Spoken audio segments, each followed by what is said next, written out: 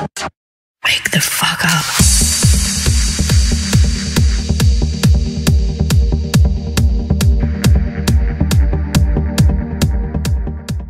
안녕하세요. 오늘은 개발자 이현만 파트너님 모시고 개발자 인터뷰를 진행하겠습니다. 이 파트너님께서는 네오플 게임 프로그래머시고요. 잠깐 인사 말씀 한번 해주시죠. 안녕하세요. 저는 네오플에서 던전 앤 파이터라는 게임을 개발하고 서비스하고 있는 이원만이라고 합니다. 예, 파트너님 자기소개 좀 편하게 한번 말씀 좀 해주시겠어요? 네. 저는 원래 그 기계공학과로 개발자하고는 좀 멀었어요. 그런데 이제 그 군대에서 개발병을 이제 하면서 이제 개발 쪽을 접하게 되었고, 이제 개발에 흥미가 있어서 이제 게임 개발 쪽으로 이제 뛰어들게 되었습니다.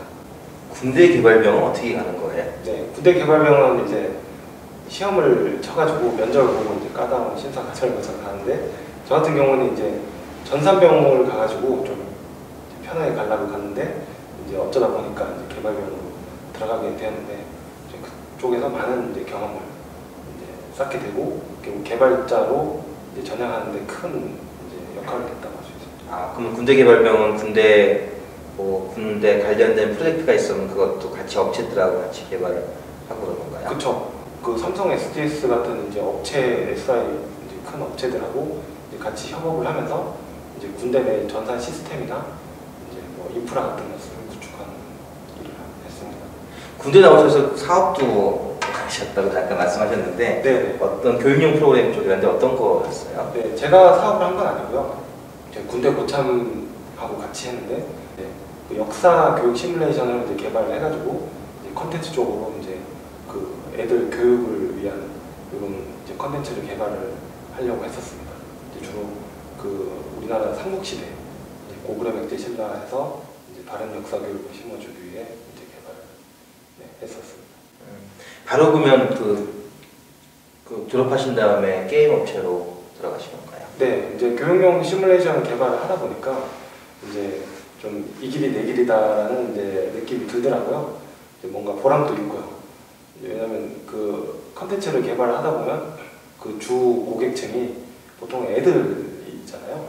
애들이다 보니까 이제 뭐 애들이 이렇게 무슨 게임을 하냐에 따라서 이제 애들이 컸을 때 얘가 이제 어떻게 자라나느냐에 많은 영향을 미치는 것 같아요. 저도 그랬고요. 그래서 아, 이거면은 좀 뭔가 사회에 기여를 할 수 있지 않을까 생각을 해서 이제 게임 쪽을 택하게 되었습니다. 게임 개발이면 요즘 가장 인기 있으실 것 같은데, 게임 개발의 매력이라고 하면 어떤 게 있을까요? 아무래도 그 우리가 개발한 것들이 바로 이렇게 반응이 온다는 거죠. 거의 대부분 욕이지만 그 욕 속에 이제 칭찬이 들어가 있습니다. 보통은 칭찬하는 경우는 별로 없어요. 보통은 욕을 하는데 그 욕을 이제 잘 보면은 안에 이제 칭찬이 들어가 있어요. 그때 이제 되게 뿌듯함을 느끼죠. 네. 가장 무서운 건 무관심입니다. 그 최근에 뭐 여가부 쪽에서도 많이 게임을 좀 안 좋은 쪽으로 바라보고 막 이런 부분들이 있는데, 게임을 이렇게 직접 개발하시는 입장, 뭐 파트타임이 됐든 아니면 주변 분들이 보통 개발자들끼리 모였을 때 좀 어떻게 그쪽에 얘기를 좀 하나요? 보통 뭐 안 좋게들 얘기를 하죠. 업계 사람들 바로 직결이 되니까. 근데 제 생각은 이렇습니다. 뭐 사실 우리가 차를 타고 다닐 때 교통사고 나잖아요. 근데 뭐 차는 굉장히 위험하잖아요. 그렇다고 차를 안 타고 다닐 수는 없다. 마찬가지로 게임도 우리가 이제 좀 물론 안 좋은 면면이 있는 것도 저도 그거는 이해를 하고 있고, 뭐 고스톱이나 뭐 이런 거 같은 경우에는 뭐 도박이 될 수도 있고요. 뭐 아닐 수도 있겠지만, 건전하게 즐길 수 있겠지만, 그런데 이제 그거를 어떻게 이제 잘 만들어서 뭔가 이제 차라고 생각하면 교통사고 안 나게 하는 게 저희의 책임이고요. 그런 것들을 잘 좀 미비했기 때문에 이제 좀 여성가족부나 그런 데서도 이제 이렇게 훈계를 해주시는 거라고 생각을 하고 있고요. 그래서 좀 더 이렇게 노력을 해야 될 것 같습니다. 뭔가 이제 이거를 게임을 컨텐츠를 개발하면서도 한 번 더 이제 생각을 해보고요. 뭔가 이것들이 과연 이제 애들한테 보여주는 거잖아요. 이제 우리 애라고 생각하면은 이건 도저히 이제 과연 할 수 있겠느냐라는 생각을 항상 해보고 경각심을 스스로가 가져야 네, 뭐좀 서로 이렇게 상생을 할 수 있지 않을까 하는 생각입니다. 게임 개발자도 밤을 많이 이렇게 새나요? 네, 많이 세죠. 왜냐면 이제 이게 고객에게 나가는 거잖아요. 이제 뭐 B2C지만 이제 예를 들어서 뭐 매달 며칠에 이제 업데이트를 하겠다. 이제 유저들은 기다리고 있을 거란 말이죠. 근데 만약에 이걸 못했다. 못하면 이제 안 되는 거죠. 그렇기 때문에 이제 밤을 새고 혹은 뭐 철야도 하거나 뭐 그렇게 하는 경우가 많습니다. 그 게임 개발자 그 하시면서 즐거운 에피소드 같은 게 좀 있나요? 예전에 제가 회사에 들어오고 얼마 안 됐을 때 그 유저들에게 선보일 아주 재밌는 던전 하나를 이제 개발을 했었어요. 던전이 이제 막 되게 다양한 적들이 막 나오는데 이제 버그가 이제 문제가 있는데 문제를 찾을 수가 없는 거예요. 그러니까 아무리 이렇게 해도 재현이 안 돼요. 그러니까 보통 프로그래머들이 얘기를 하잖아요. 내 자리에서 재현이 안 된다. 내 자리에서 잘 된다. 내 자리에서 잘 된다는 상황이 저도 많았어요. 그래서 이 경우 내 자리에서는 잘 되는데 다른 자리에서는 안 된다고 하는 거예요. 그리고 이제 게임을 개발하다 보면 게임을 하는 사람들이 이제 뭐 몇십만 명이 접속을 하고 있습니다. 그렇기 때문에 뭐 사실 재현율이 1%만 돼도 엄청나게 많은 사람들이 그 어려움을 겪거든요. 하지만 제 자리에서는 재현이 안 돼요. 그런 상황이 있었는데 그런 재현이 안 되는데 어떻게 고쳐야죠. 그래서 코드를 전부 다 분석을 했어요. 그 많은 걸 다 분석을 하다 보니까 예전에 잘못 짠 코드에서 이제 그런 취약점이 드러나더라고요. 그래서 이제 그때 많은 뭐가 재밌다고 하기에는 못하지만 뭔가 이제 많은 걸 배울 수 있었죠. 코드를 잘못 짜면은 결국 부메랑이 돼서 누구한테 돌아온다. 네, 더 큰 비용으로. 보통 그 국내 게임들이 뭐 해외에 비교했을 때 훨씬 더 우월한 면도 있고 네. 뭐 장단점이 다 있겠지만 네. 보통 이렇게 현장에 보실 때는 외국 게임과 비교했을 때 국내 게임 개발자의 실력 네. 뭐 이런 게 어느 정도라고 좀 평가하세요? 국내 개발자분들의 실력을 제가 평가하기는 못하지만 아무래도 세계잖아요. 세계 중에 뭐 한국은 일부분이고 그렇기 때문에 뭐 잘한다고는 말할 수는 없을 것 같아요. 다만 마찬가지겠죠. 뭐 일본이라고 쳐도 다를 건 없고요. 이제 미국은 시장이 크니까 아무래도 그쪽은 잘하는 개발자들이 더 많겠죠. 상대적으로. 이제 그렇기 때문에 뭐 그런 거고 항상 이제 저희가 세계 이제 개발자들이랑 경쟁한다는 마음 가지고 계속 발전을 하지 않으면 이게 도태가 되는 것 같습니다. 잘한다는 생각은 가져서는 안 될 것 같고요. 설사 잘하더라도 언제 신기술이 나올지 모르기 때문에.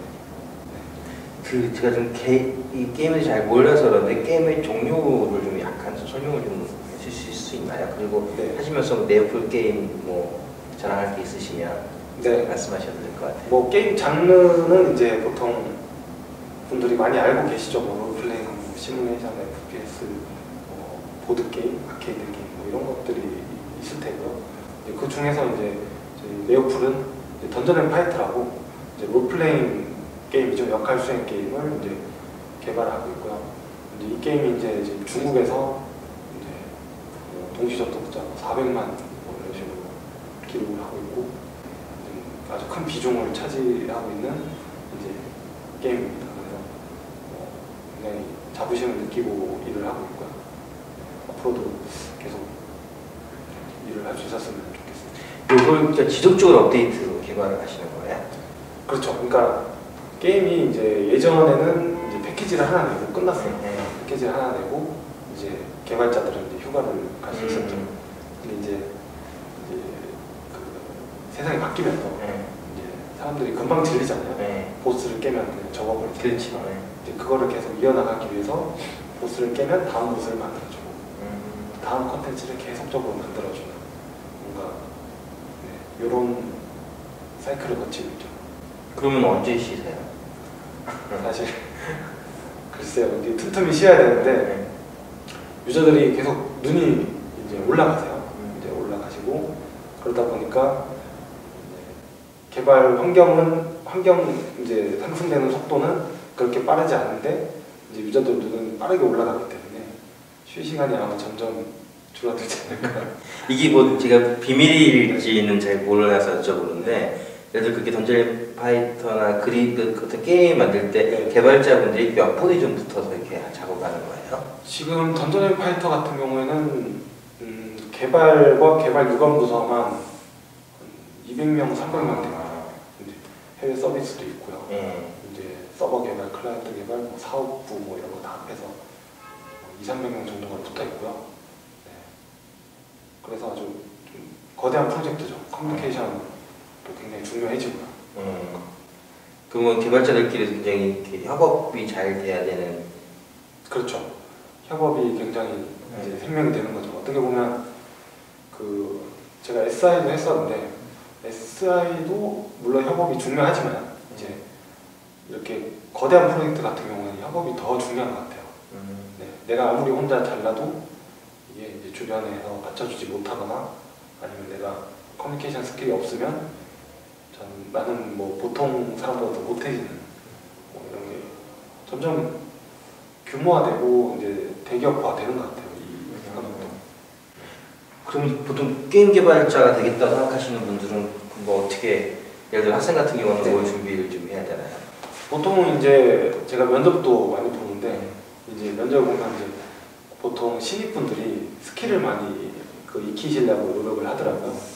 근데 이제 뭐 회사마다 다르겠지만 그 스킬도 중요하지만 이제 사실 아까도 말씀드렸다시피 이제 기업이 커지고 하면은 커뮤니케이션 스킬이 굉장히 인성이나 커뮤니케이션 스킬이 굉장히 중시가 돼요.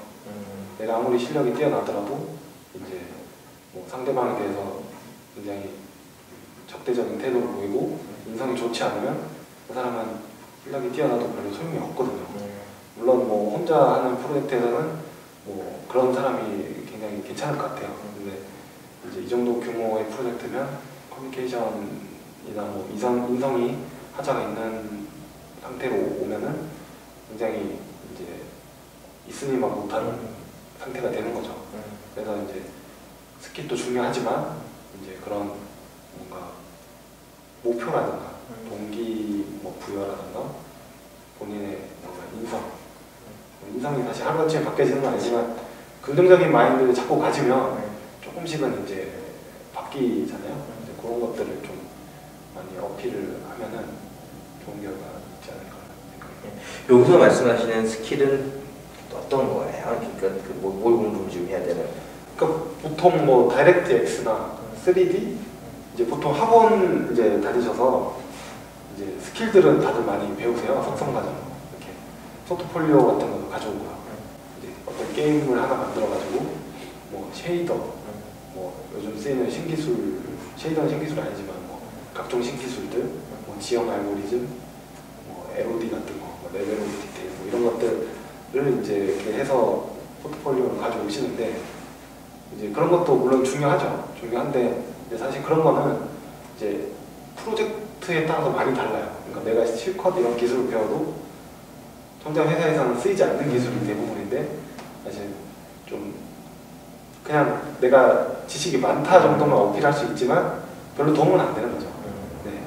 물론 뭐 많이 알고 있어서 나쁠 건 없어요. 사실 많이 알고 있으면 좋은데 이제 거기에만 너무 치중을 하다 보면은 이제 정작 그 중요하게 보는 것에서 소홀히 할 수 있기 때문에 네.